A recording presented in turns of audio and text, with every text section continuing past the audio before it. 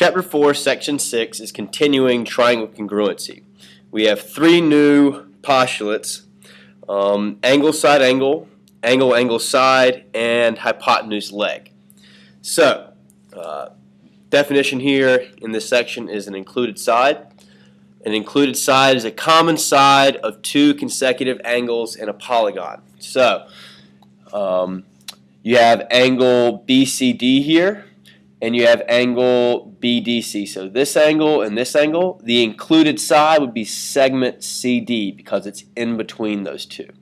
Okay. All right. Now, two triangles are congruent. All right. So we look at these two triangles.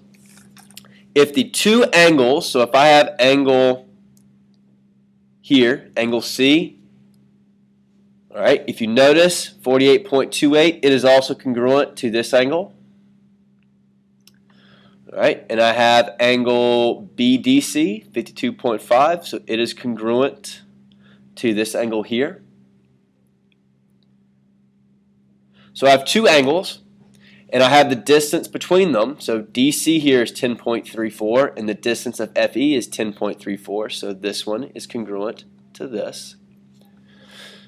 So if two angles and the included side are congruent to two angles and the included side of another triangle, then these two triangles are congruent. So triangle CBD is congruent to triangle FGE.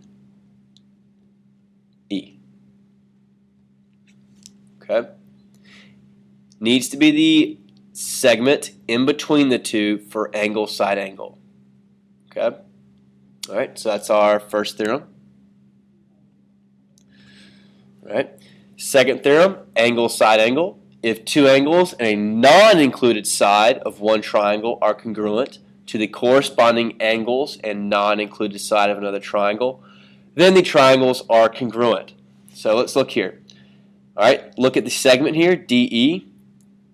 It is 5.30. AB is 5.30. So those two are congruent.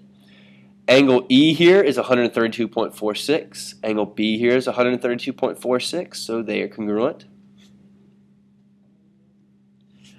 Angle F is 17.64. Angle C here is 17.64. So they are congruent.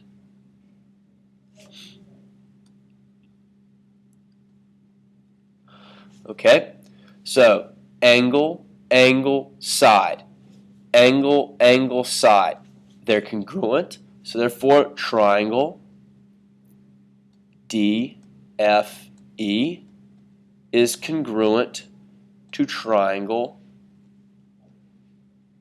let's see, D is paired up with A, so A, C, B. Okay.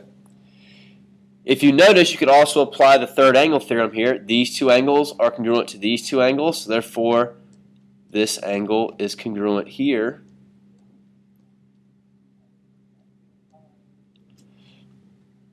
So I also have angle, side, angle, angle, side, angle. But since I was given the two angles and the side, so angle, angle, side, this is by angle, angle, side.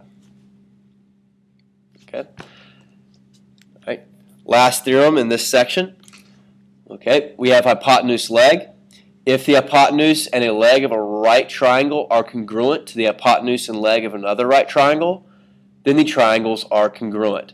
So, measure of angle E here is right. It's a right triangle.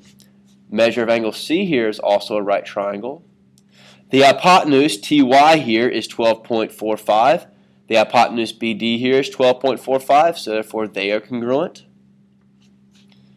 And DC here, or CD, is 11.74, or 64.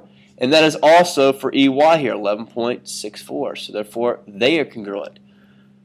So since it's a right triangle, both are right, the hypotenuse and the legs are congruent, then triangle EYT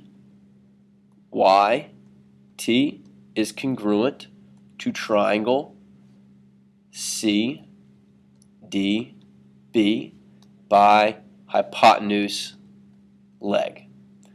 The hypotenuses are the same, one of the legs is the same or congruent, and they're both right triangles, so by hypotenuse leg, triangle EYT is congruent to triangle CDB.